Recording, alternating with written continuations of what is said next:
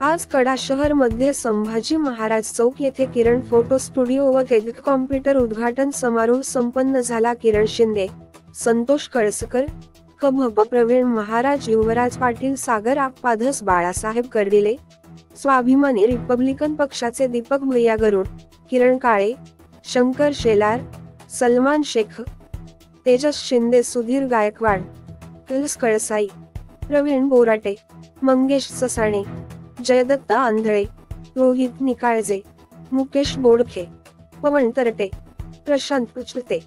प्रतिनिधी आदित्य गरुड, लोकसेवा न्यूज मराठी. संपादक दीपक भैया गरुड, कडा आष्टी, बीड.